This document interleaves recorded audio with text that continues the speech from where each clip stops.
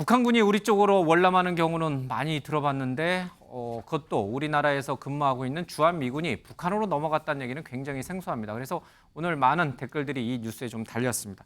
도대체 무슨 일이 있었던 것일까? 외신을 타고 들어온 이 소식, 먼저 이 미국 측의 입장부터 좀 들어보겠습니다.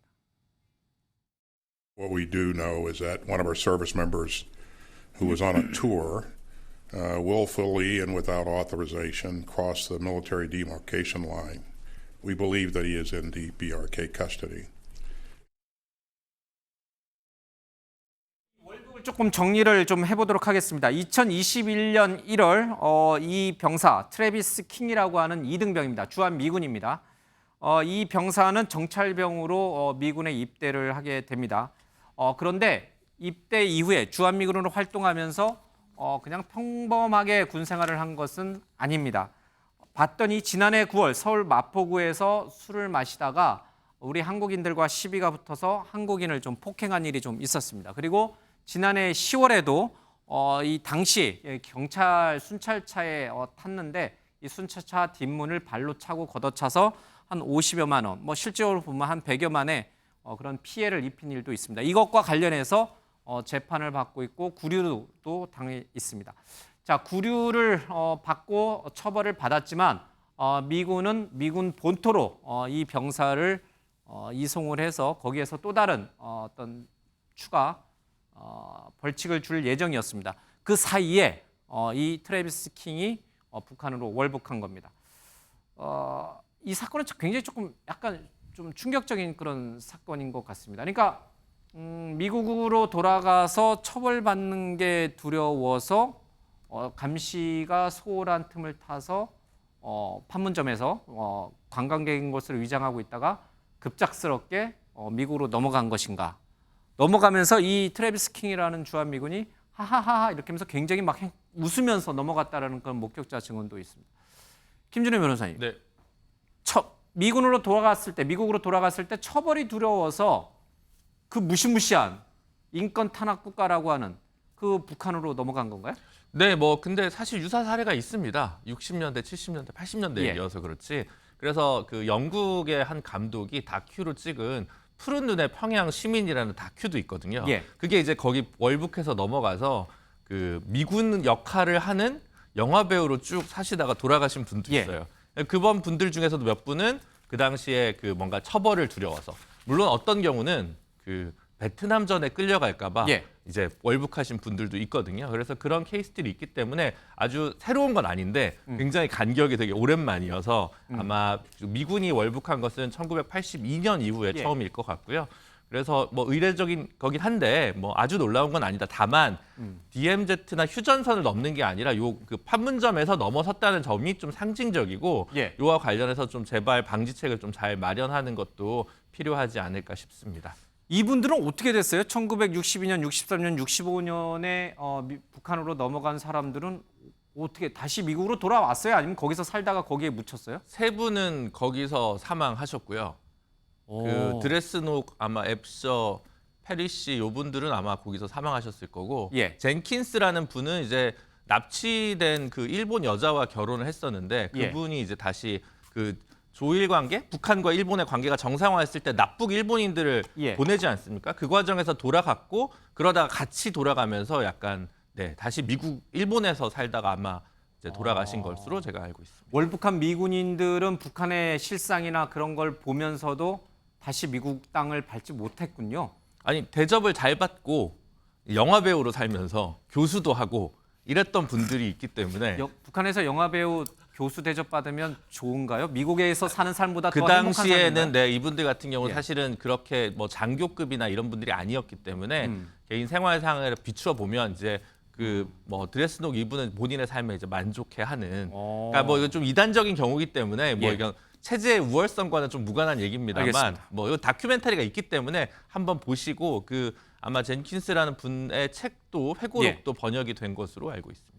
그러니까 이제 60년대 이때만 해도 뭐 북한이 사실 경제적으로는 우리보다 좀 앞섰다라는 얘기가 나올 정도니까 이때 넘어갔을 때 좋은 대접을 받았다면 뭐 다시 미국으로 돌아가고 싶지 않았을 수도 있겠군요. 그러나 지금 2023년도에 북한의 실상을 보면은 뭐 기아와 그렇죠 의료 시설도 그렇고 뭐 모든 면에서 미국보다는 아예 비교 자체도 되지 않는 그런 곳인데 그런 곳으로 넘어갔더니 이 일병이 과연 계속 북한에서 살고 싶어 할지 아니면 나 다시 미국으로 돌아갈래 이렇게 얘기할지 모르겠습니다. 미국은 이 북한으로 간 월북한 이 병사를 다시 미국으로 데려오기 위해서 모종의 이런 제의를 북한 쪽에 던지고 있는 것으로 좀 추측이 됩니다. 그 얘기 잠깐 들어보겠습니다.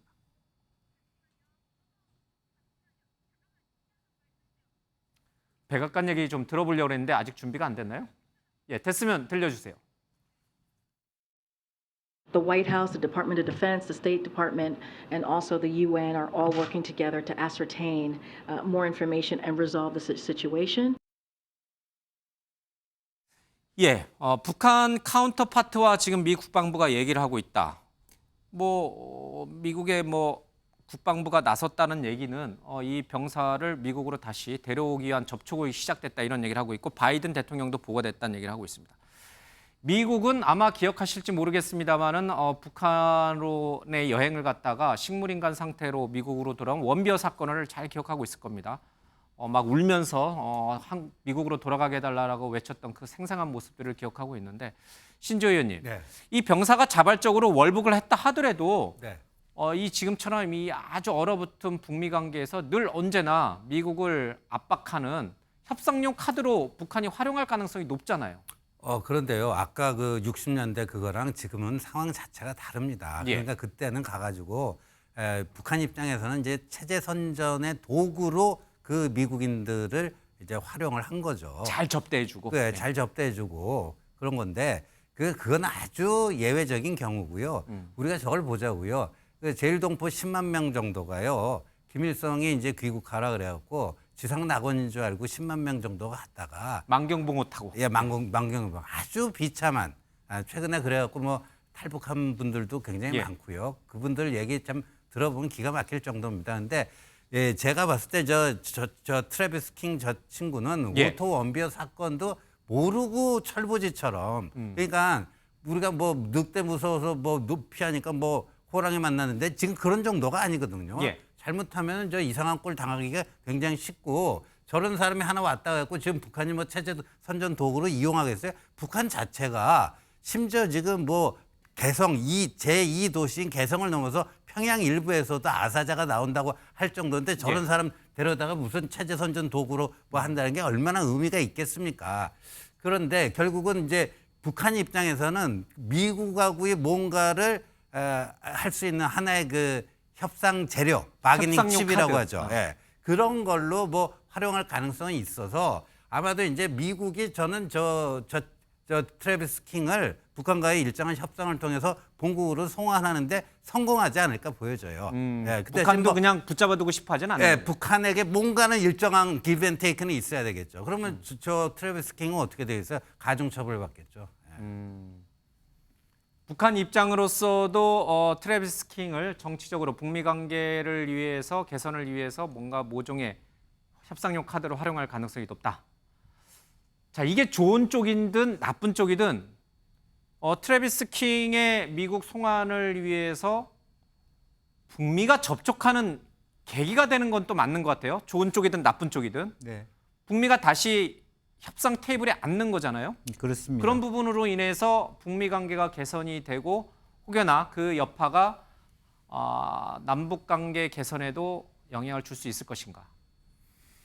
뭐 장기적인 차원에서는 아니지만 예. 그러나 기본적으로 어떤 북미 간의 나름대로 북한으로서는 실제로 미국과의 네트워크를 가지는 그 자체가 나쁘게 생각하지는 않을 겁니다. 예. 굉장히 최근에 강한 의조로 핵 잠수함이 들어온 데 대해서 포도 쏘고 뭐 강하게 얘기하지만 예. 실제적으로 오늘 미사일도 뭐, 쏘고 뭐 네, 예. 우리나라를 대한민국이라고 호칭했다는 정도는 남북 간의 어떤 뭐 아태평화위보다는 북한의 어떤 외교부가 외무성이 활동할 수 있는 공간이 더 커졌다는 의미에서 북한 예. 입장에서는 자그마한 호재로 생각할 수 있을 것 같고 다만 이제 미국이 이 차원에서 북한에 질질 끌려가지는 않을 거예요. 예. 뭐 정말 그 민간인도 아니고 자발적으로 넘어간 범죄인이기 때문에 예. 어떻게 보면 범죄인 인도 조약 뭐 그런 이야기를 하게 됐습니다만은 어쨌든 미국의 입장에서는 국민의 한 사람으로서 죄인이지만 보호하고 데려가겠다는 얘기를 하겠죠. 그래서 그거 자체가 전혀 엉뚱하게 북미 간에 그동안에 꺼졌던 불씨의 대화의 불씨를 하나 만들어 놓는 그런 어떤 면에서 작은 긍정적인 계기는 될 수 있겠다. 그렇게 생각이 됩니다. 그 긍정적인 전망은 어디까지 보세요? 정말 전격적으로 북미 관계가 개선이 되고 대화가 재개되고 남북 관계도 이제 해빙 무드로 간다. 이 정도까지 기대해도 됩니까? 아니면 그렇게 큰 거기까지는 기대를 할 수는 없을 거라고 보여지지만 어쨌든 완전히 북미 관계가 완전히 단절되고 끊어지는 것보다는 이어갈 수 있는 계기점이 되었다는 예. 측면에서 일단 거기까지만 볼 수 있지 않을까 그렇게 보여집니다. 북한은 계속해서 이 고체 연료까지 실은 이제 화성 18형까지 이 ICBM 대륙간 탄도미사일을 쏘고 있고 미국은 핵잠수함이 지금 우리나라에 기항을 하고 있고 아주 극단적인 어떤 대치 국면이 이어지고 있는데 엉뚱하게도 이 트래비스 킹의 이 월북 사건을 인해서 그 무드가 조금 화해 무드로 바뀔 가능성은 좀 있다. 좀 기대해 보겠습니다.